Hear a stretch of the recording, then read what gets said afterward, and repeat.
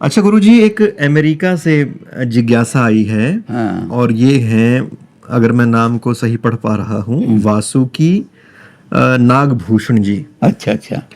और इनके वैसे तो 4-5 प्रश्न हैं। हाँ, कोई बात अब नहीं। क्योंकि आज एक ही प्रश्न लिया जा सकेगा, हाँ। तो इन्होंने कहा है कि पिछले 1000 साल में भारत के अंदर जिस तरह से वो तेज हम नहीं देखते, भारत जिस तरह से जो बाहर के जो आक्रमण है उसके सामने वो ठहर नहीं पाता, तो क्या इसके पीछे कहीं पे जो शंकर का मायावाद का जो सिद्धांत था उसका जो मिसअंडरस्टैंडिंग तो जिम्मेदार नहीं है कि उसे गलत ढंग से लोगों के द्वारा लिया गया? शंकराचार्य ने के सिद्धांत ने पॉलिटिकली हमें बहुत नुकसान पहुंचाया। स्पिरिचुअली उनका लक्ष्य था कि जब वाम मार्ग फैल गया है, कल्चरल करप्शन फैल गई है, ओपन सेक्सुअलिटी फैल गई है, पाप ही पाप फैल गया है, और वेदों की जो मर्यादाएं उनको सबको खंडित किया जा रहा है, तो वैदिक धर्म नष्ट होने वाला है। बौद्धों ने, वाम मार्गियों ने, इन्होंने सबने, तो शंकर के सामने एक लक्ष्य था कि मैं स्पिरिचुअली एक स्पिरिचुअल रिवॉल्यूशन लाऊं, ताकि इनको ये जो मेटीरियलिस्ट हैं और नास्तिक हैं इनका काम कर सकें। लेकिन उसमें वो भूल गए कि पॉलिटिकल भी तो देखना है। इस बात पर आपने बड़ा श्रीक हैं, एक बहुत बड़े आदमी, उन्होंने बड़े बड़े ग्रंथ लिखे हैं। उन्होंने लिखा है कि बड़ा दुर्भाग्य है कि इंडिया में कोई पॉलिटिकल थिंकर पैदा नहीं हुआ, स्पिरिचुअल थिंकर बहुत पैदा हुए। तो शंकराचार्य ने धर्म को तो बचा लिया, वैदिक धर्म को, वैदिक धर्म तो बच गया और बहुत पक्के आधारों पर खड़ा हो गया। लेकिन पॉलिटिकली हम बड़े नीचे चले गए पॉलिटिकली। अब लोगों ने, मायावाद वालों ने क्या किया कि जब यहाँ महमूद गजनवी ने यहाँ हमला किया कुरुक्षेत्र पे, पहला आक्रमण यहीं हुआ था, तो यहाँ वो मंदिर में से 1.25 मन सोना उसने लूटा, और 1.25 मन सोना लूट करके जब वो जाने लगा तो लोग चिल्लाए। तो जो यहाँ बैठे हुए थे बड़े बड़े वेदांती, उन्होंने कहा कि संसार में तुम क्या लेकर के आए थे तो क्या लेके जाओगे, तुम्हारा क्या गया ये सोना जो है, तुम घर से लेके थोड़े आए थे, जन्म से लेके थोड़े आए थे। तो महमूद गजनवी ने जाके वहाँ कहा कि भारत के आदमी नपुंसक हैं, इनको मारो भी तो ये बिल्कुल कुछ नहीं करते, इसलिए चलो खूब लूटेंगे। 17 बार आक्रमण किए उसने, और बाद में क्या कहा कि हमारी लेडीज़ को भी उठा उठा के ले गए। 2 दरम का मतलब 2 रुपया समझ लो, 2 रुपये में हिंदुस्तान की औरतें गजनी में जाकर बिकी। तो शंकराचार्य ने पॉलिटिकली वाकई नुकसान पहुंचाया बहुत ज़्यादा। ये मायावाद जो है इसने पॉलिटिकल दृष्टि से भारत को। पर गुरु, जिसमें एक चीज ये भी तो है, अगर हम देखें, शंकराचार्य ने यूनाइट भी किया है भारत को, यूनाइट करने में भी एक अपना योगदान तो रहा है। शंकराचार्य ने भारत को यूनाइट किया एक तरीके से कि उसने वैदिक धर्म का स्थापना करके, लेकिन शंकराचार्य जातिवाद को खत्म नहीं कर सके।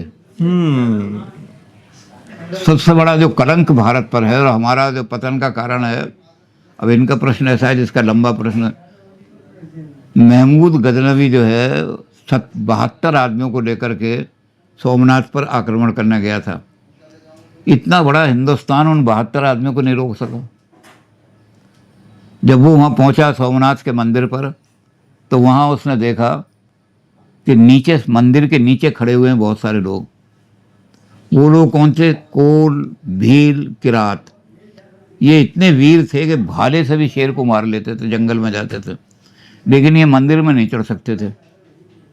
इनको जो प्रसाद दिया जाता था ऊपर से फेंक देते थे, क्योंकि शूद्र हैं, शूद्र मंदिर में नहीं चढ़ सकता।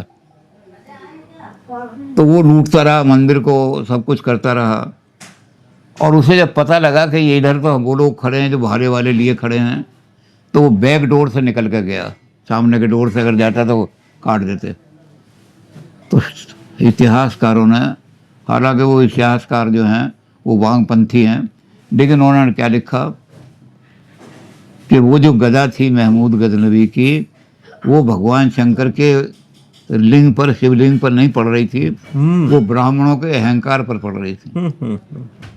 और ब्राह्मणों ने जब नीचे आके कहा तो उन्होंने कहा कि जी हम तो मंदिर में चढ़ ही नहीं सकते थे, अगर वो यहाँ आ जाता तो हम टुकड़े कर देते उसके, क्योंकि आपने पाबंदी लगा रखी है कि कोई मंदिर में नहीं चढ़ता। तो ये जो है, इसको शंकराचार्य ने बल्कि ब्रह्मसूत्र के पहले ही अध्याय में जहाँ अधिकारी तंत्र पर लिखा है, उसमें कहा है शूद्र स्त्री वेद पढ़ने के अधिकारी नहीं है, क्योंकि इनका यज्ञोपवीत नहीं होता। उसका उल्टा आकर के अब किया इन्होंने, स्वामी दयानंद जी ने। कि इसको उल्टा करो, इसको ये कहो कि शूद्रों का यज्ञोपवीत क्यों नहीं होता, शूद्रों का यज्ञोपवीत करो और उनको वेद पढ़ने की आज्ञा दो। ये नहीं कि चूंकि शूद्रों का यज्ञोपवीत नहीं हुआ इसलिए वेद नहीं पढ़ सकते।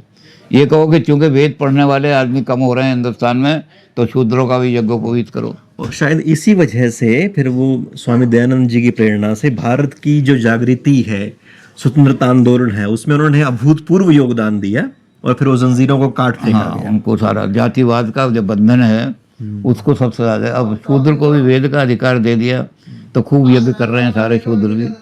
तो ये सारा, तो शंकराचार्य ने जहाँ स्पिरिचुअल दृष्टि से ऐसा कर दिया कि वैदिक धर्म की जड़ें इतनी गहरी जमा दी कि अब उखाड़ नहीं सकता कोई, वहाँ जातिवाद का कोई खंडन नहीं किया, बल्कि जातिवाद का समर्थन ही किया। अब भी उसका असर क्या चल रहा है कि जगजीवन राम जैसा आदमी बनारस में गया, विश्वनाथ जी के मंदिर के दर्शन करने गया, वो इतना बड़ा आदमी है, नेता है, मिनिस्टर है सरकार के अंदर, लेकिन जब वो मंदिर से बाहर निकला तो मंदिर के लोगों ने कहा कि शूद्र ने मंदिर में प्रवेश किया है, बताइए। मंदिर अपवित्र हो गया, गंगा जल डाला के सारे उसको धोया। तो ये जो जातिवाद है इसको ख़त्म नहीं कर पाए वो, और इसी के कारण भारत का पतन हुआ। जी। और तो असल में आपका जो ये प्रश्न है इसका बहुत विस्तृत जवाब हो सकता होगा, और अभी बाकी के जो प्रश्न हैं आपके वो रह जाते हैं, उन पर विस्तार से फिर गुरुजी चर्चा होगी। पर इतना ज़रूर है कि इन सब बातों को करने के पीछे एक ही मकसद है कि जो हमारी इतिहास में जो गलतियां हुई हैं, हाँ, उनसे हम सबक लें, उनको दोहराएं ना, और एक होके खड़े हो जाएं, बिल्कुल सच्चे मन से भाईचारा हो, कोई ऊपरी और दिखावे तौर पर नहीं। तो आज के लिए फिलहाल इतना ही, कल फिर कुछ और प्रश्नों गुरुजी के सामने रखेंगे।